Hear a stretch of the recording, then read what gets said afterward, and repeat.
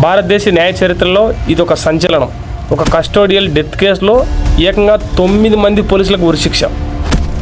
ఈ చరిత్రాత్మక తీర్పు మీద సంతకం పెట్టిన వెంటనే మదురై సెషన్ కోర్టు జడ్జ్ ముత్తుకుమారన్ ఎందుకు తన పెన్ నిబ్బు విరిచేశారు? పోలీసులు తాము చేసిన తప్పును కప్పుపుచ్చుకోవాలని చూసినప్పుడు ఒక మహిళా కానిస్టేబుల్ తమ ప్రాణాలకు తెగించి కోర్టులో చెప్పిన సాక్ష్యం ఏంటి? అసలు ఆ రోజు పోలీస్ స్టేషన్లో ఏం జరిగింది?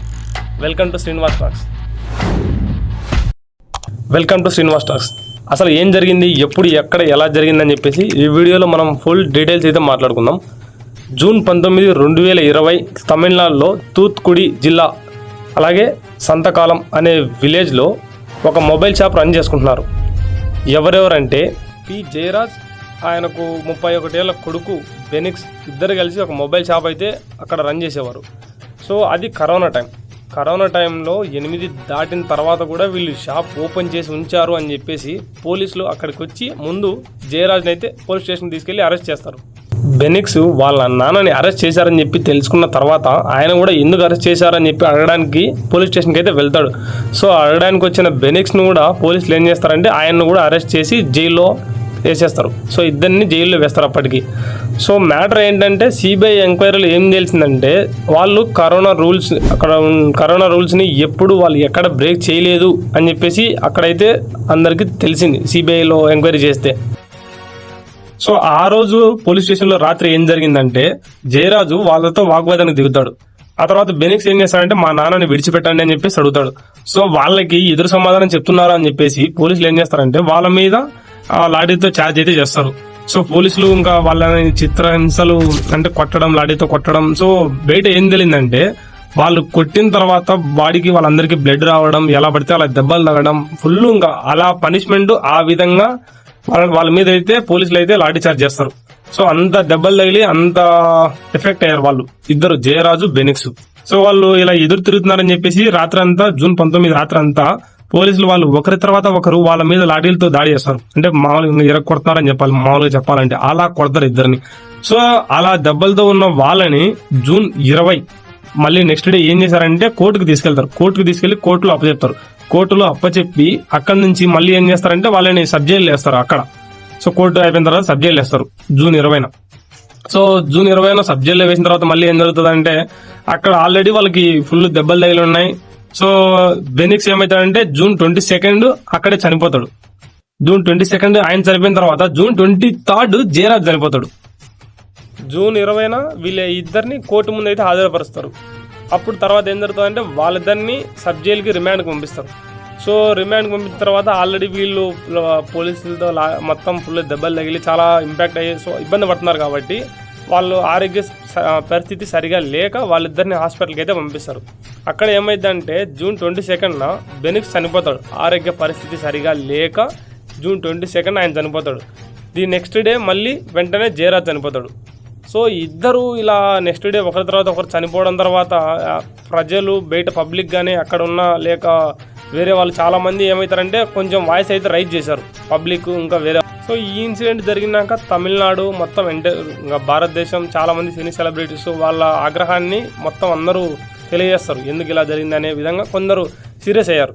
సో బయట పబ్లిక్ సోషల్ మీడియా అంతా తెలిసిందే కదా. సో అందరూ ఇలా కొంచెం వాళ్ళ యొక్క ఆగ్రహాన్ని అయితే వ్యక్తపరిచారు బయట సోషల్ మీడియా ద్వారా. ఇంకా చాలా ప్లాట్ఫామ్స్లో చాలామంది రియాక్ట్ అయ్యారు. సో ఇంత రియాక్ట్ అయిన తర్వాత ఈ కేసు ఎలా అంటే ఇది అమెరికాలో ఒక ఇన్సిడెంట్ జరిగింటుంది జార్జ్ ఫ్లాయిడ్ అని చెప్పేసి. సో దానికి సిమిలర్గా ఉంది అని చెప్పేసి ఇంకా సో బయట జరుగుతున్న ఈ ఇన్సిడెంట్స్ ఇంకా అన్నీ చూసి ఈ కేసులకి హైకోర్టు ఎంట్రీ ఇచ్చింది, అలాగే సిబిఐని కూడా ఎంట్రీ ఇచ్చింది. సో ఏం జరిగిందంటే ఫైనల్గా ఈ కేసు ఎట్లా తిరిగి ఎటువంటి ఆధారాలు ఏవి కప్పిపుచ్చకూడదు, మొత్తం అంతా క్లియర్ కట్గా జరగాలని చెప్పేసి హైకోర్టు అయితే సిబిఐని దింపింది రంగంలోకి. సో సిబిఐ ఎక్కడ తప్పు చేయకుండా పిన్ టు పిన్ అంతా సాక్ష్యాధారాలు అన్నీ ఎంక్వైరీ చేసి కేసుని అయితే వీళ్ళు స్టడీ చేశారు. సో ఇది జరిగిన ఇన్సిడెంట్ ఎప్పుడు 2020 సంవత్సరంలో జరిగింది. సో 2020 సంవత్సరంలో జరిగితే తీర్పు ఎప్పుడు వచ్చింది? 2026లో వచ్చింది. ఏంటంటే ఈ కేసులో చాలా ఇంపార్టెంట్ వెరీ ఇంపార్టెంట్ పర్సన్ ఎవరంటే రేవతి. ఈమె ఎవరంటే అదే పోలీస్ స్టేషన్లో పనిచేస్తున్న ఒక మహిళా కానిస్టేబుల్ ఈమె. సో అక్కడ ఆ రోజు నైట్ ఏం జరిగింది ఎగ్జాక్ట్గా పిన్ టు పిన్ హైకోర్టులో అయితే ఈమె సాక్ష్యంగా ఎవరికి భయపడుకోకుండా సాక్ష్యం అయితే చెప్పింది. అక్కడ లాఠీలకు ఉన్న బ్లడ్ మరకలు, ఆ గోడకు అంటుకున్న బ్లడ్ మరకలు, అలాగే ఆ టేబుల్కి అంటుకున్న బ్లడ్ మరకలు, జరిగిన ఇన్సిడెంట్, ఎవరి తర్వాత ఎవరు వాళ్ళ మీద లాఠీ చార్జ్ చేశారు ఏంటి అని చెప్పేసి ఎవరికి భయపడుకోకుండా ఈమె సాక్ష్యం అయితే చెప్పింది. సో ఈమె one of the main pillar అని చెప్పాలి ఈ కేసుకి. ఎందుకంటే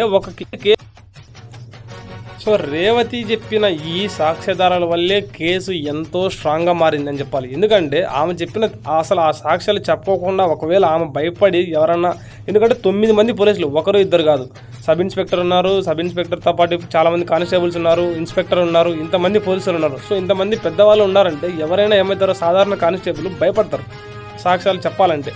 అలాంటిది ఏమో భయపడుకోకుండా జరిగిన ప్రతి ఇన్సిడెంట్ ఆ రోజు ఏమైతే జరిగిందో అంతా పిన్ టు పిన్ చెప్పింది.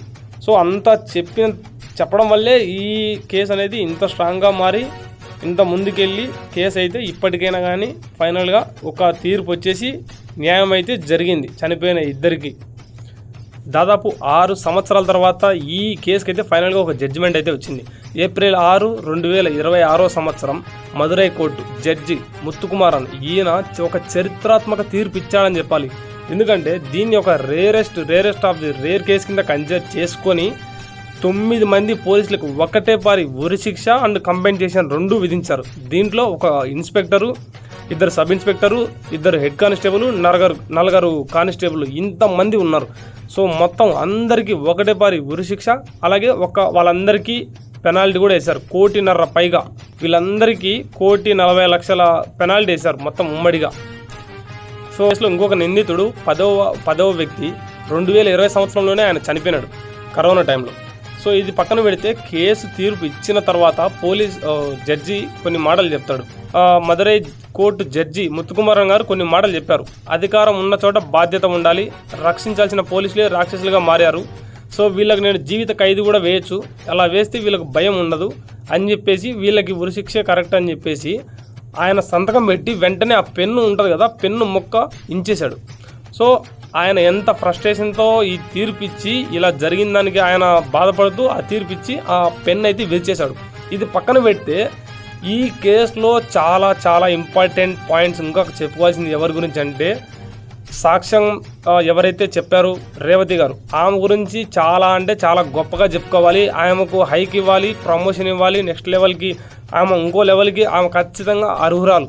ఎందుకంటే ఇంతమంది 9 మంది పోలీసులకి అగెనిస్ట్గా సాక్ష్యం చెప్పాలంటే ఎవరికి ధైర్యం చాలదు. ఎందుకంటే బయట నుంచి ఒత్తిడి ఉంటుంది, ఎంత సపోర్ట్ కల్పిస్తాం, మేము రక్షణ కల్పిస్తాం, అన్ని విధాలా చెప్పుకున్నా కొందరు ఏం చేస్తారంటే డబ్బుతో కొనాలని చూస్తారు, అన్ని విధాలా ప్రయత్నిస్తారు. కానీ ఆమె అలా కాదు, న్యాయం జరగాలని చెప్పేసి ఆమె అందరికీ అగెనిస్ట్గా సాక్ష్యం చెప్పింది. సో అంతమందికి అగెనిస్ట్గా ఆమె సాక్ష్యం చెప్పడం వల్లే కేసు ఇంత స్ట్రాంగ్గా మారి నిందితులు ఎవరైతే ఉన్నారో వాళ్ళందరికీ ఉరిశిక్ష అయితే పడింది. సో ఈ విషయంలో రేవతికి ప్రతి ఒక్కరూ సోషల్ మీడియాలో కానీ ప్రభుత్వం నుంచి కానీ అందరి దగ్గర నుంచి ఆమెకు సపోర్టు, అలాగే సహకారం మంచిగా ఆమెకు హైకు, ప్రమోషన్స్ అన్నీ ఖచ్చితంగా ఉండాలి. ఎంతోమంది మెచ్చుకోవాలి రేవతిని. ఈ కోర్టులో తీర్పు ఇచ్చిన ముత్తుకుమారన్ గారు కూడా మనం సెల్యూట్ చేసుకోవాలి, సాక్ష్యం చెప్పిన రేవతికి సెల్యూట్ చెప్పాలి. అలాగే ఈ కేసుని ఎంక్వైరీ చేసిన సిబిఐ ప్రతి ఒక్కరికి మనం ధన్యవాదాలు చెప్పుకోవాలి. ఎందుకంటే ప్రతి ఒక్కరికి ఇలాంటి case rarest of the rarest case ఇది. ఎందుకంటే 9 మంది పోలీసులకు ఉరిశిక్ష పడడం అంటే ఇది మామూలు విషయం కాదు. ఎందుకంటే ఒక పోలీసుగా సెలెక్ట్ అవ్వాలంటే ఎంత ముందు వాళ్ళు ప్రయత్నిస్తే ఆ పొజిషన్లోకి వచ్చింటారు. ఎందుకంటే ఒక ఎగ్జామ్ రాసి చాలా టెస్టులు పాస్ అయ్యి అన్నీ కష్టపడితే ఒక గవర్నమెంట్ ఉద్యోగం వస్తుంది. సో వచ్చిన దాన్ని అధికారాన్ని సద్వినియోగం చేసుకోకుండా ఇలా దుర్వినియోగం చేసుకుంటున్నారు. సో ఈ కేసుని ఇంత స్ట్రాంగ్గా కన్వర్ట్ చేసిన రేవతిని అయితే నాకైతే చాలా ఆనందంగా ఉంది. ఆమెకు ఖచ్చితంగా సపోర్ట్ చేయాలి ప్రతి ఒక్కరు. అలాగే ఆమెకు పక్కా A to Z ఏదైతే మనం అన్ని విధాల పాసిబిలిటీ అయితే అన్ని విధాలా ఆమెకు సపోర్ట్ కల్పించాలి, రక్షణ అయితే తప్పకుండా కల్పించాలి. ఎందుకంటే 9 మంది ఫ్యామిలీ ఆ ఉరిశిక్ష పడ్డ తర్వాత ఎవరు సైలెంట్గా ఉండరు. సో గవర్నమెంట్ ఖచ్చితంగా ఆమెకు పక్కా అన్ని విధాల రక్షణ అయితే కల్పించాలని చెప్పి మనమైతే కోరుకుందాం. సో ఇలాంటివి కేసులు ఖచ్చితంగా ఇంకా ఎప్పుడు జరగకూడదు. ఎందుకంటే 9 మంది పోలీసులకు ఉరిశిక్ష పడడం అనేది మామూలు మ్యాటర్ కాదు. ఇలా ఎక్కడ ఇంకా మనకు తెలిసింది బయటకు వచ్చింది, మనకు ఈ కేసు ఇలా తెలిసింది, తెలిసినవి తెలియనివి ఇంకా చాలానే ఉంటాయి బయటికి రానివి. సో అధికారంలో ఉన్న ప్రతి ఒక్కరూ వాళ్ళ బాధ్యతని కరెక్ట్గా చేశారంటే ప్రతి సామాన్యుడు, ఒక మధ్యతరగతి కుటుంబంలో ఉన్న ఎవరైనా కూడా అందరూ సేఫ్టీగానే ఉంటారు. ఒక మనిషికి బాగలేదంటే డాక్టర్ దగ్గరికి వెళ్తారు, ఒక మనిషికి సమస్య అంటే పోలీస్ దగ్గరికి వెళ్తారు. సో చట్టం చేతిలో ఉన్నదాన్ని సద్వినియోగం చేసుకొని కరెక్ట్గా ప్రజలకు ఎవరైనా సేవ చేస్తే అందరికీ అన్ని విధాలా బాగుంటుంది. లేదంటే తప్పుడు మార్గంలో వెళ్తే ఇప్పుడు 6 సంవత్సరాల తర్వాత మనకు తీర్పు ఇచ్చినా కూడా ఆ వచ్చిన తీర్పు కరెక్ట్గానే వచ్చింది. ఒక్కసారి కొన్నిసార్లు ఏమవుతుందంటే లేట్గా పనిష్మెంట్ జరగచ్చు, కానీ జరిగేది ఖచ్చితంగా జరుగుతుంది. సో ఉన్న బాధ్యతను ఎవరైనా కరెక్ట్గా ప్రవర్తించాలి, చేసుకోవాలని చెప్పేసి నేనైతే కోరుకుంటున్నాను. ఈ ఇన్సిడెంట్ అంటే కాదు, హంపీలో జరిగిన ఇన్సిడెంట్కి కర్ణాటక కోర్టు ఇచ్చిన తీర్పు కానీ, అలాగే ఈ ఇన్సిడెంట్కి కోర్టు ఇచ్చిన తీర్పు కానీ, తీర్పు అనేది ఇలానే ఉండాలి, పెద్ద తప్పు చేయాలి అని చెప్పి ఎవరైతే డిసైడ్ అయ్యి ఉంటారో వాళ్ళకి అగెనిస్ట్గానే చట్టం ఉండాలి. ఎందుకంటే చట్టం వాళ్ళకి అనుకూలంగా ఉంటే ఎన్ని తప్పులైనా చేసుకుంటూ పోతూ ఉంటారు ఎవరైనా కానీ సరే. సో చట్టం వాళ్ళకి ఎప్పుడు అగెనిస్ట్గానే ఉండాలి, తీర్పు అనేది ఇలానే ఉండాలి. ఎందుకంటే హంపీలో జరిగిన ఇన్సిడెంట్కి కోర్టు వాళ్ళకి ఉరిశిక్ష వేసింది, ఇక్కడ కూడా ఈ 9 మందికి ఉరిశిక్ష అయితే వేసింది. సో రేపు ఎవడైనా తప్పు చేయాలి అనుకున్నప్పుడు ఈ ఇన్సిడెంట్ అనేది ప్రతి ఒక్కరికి ఖచ్చితంగా గుర్తు రావాలి. సో అలాగే నేను నా ఫైనల్ పాయింట్ ఏంటంటే, ప్రతి ఒక్కరూ సోషల్ మీడియాలో కానీ బయట కానీ ఎవరైనా కానీ, అది సినీ సెలబ్రిటీస్ కానీ లేదంటే పబ్లిక్ కానీ సోషల్ మీడియా కానీ ఎవరైనా కానీ ఖచ్చితంగా రేవతిని అయితే సపోర్ట్ చేసి ఆమెకి ప్రశంసలు ఖచ్చితంగా కురిపించాలి. ఎందుకంటే ఇది సామాన్య విషయం కాదు. ప్రతి ఒక్కరూ సోషల్ మీడియాలో ఒక అమ్మాయి పోస్ట్ పెడితే వందల మంది లైక్ చేసి 100 మంది దాన్ని అన్ని విధాలా ఏదో విధంగా ఫేమస్ చేస్తారు ఒక అమ్మాయిని. అలాంటిది ఇలా 9 మంది పోలీసులకి అగైనెస్ట్గా సాక్ష్యం చెప్పిన ఈ అమ్మాయికి ఎంత సపోర్ట్ చేయాలి, ఎంత వైరల్ చేయాలి. ఎంతో మందికి ఈ మ్యాటర్ గురించి అసలు తెలియదు ఏం జరిగిందనేది కూడా. మన భారతదేశంలో ఇలాంటివి చాలానే జరుగుతూ ఉంటాయి. సో పబ్లిక్ మాట్లాడడం వల్లే ఈ కేసు అనేది ఇంత స్ట్రాంగ్గా అయి ఇంతమంది ఇన్వాల్వ్ అయ్యి ఇంత తీర్పు అయితే రావడం జరిగింది. ఏదైనా కానీ ప్రజల చేతిలోనే ఉంటుంది, ప్రజలే నిర్ణయిస్తారు. సో ఆమెకి మంచి ప్రమోషన్, మంచి హైకు, ఆమెకు సేఫ్టీ కూడా అలానే ఉండాలని చెప్పి నేనైతే కోరుకుంటున్నాను.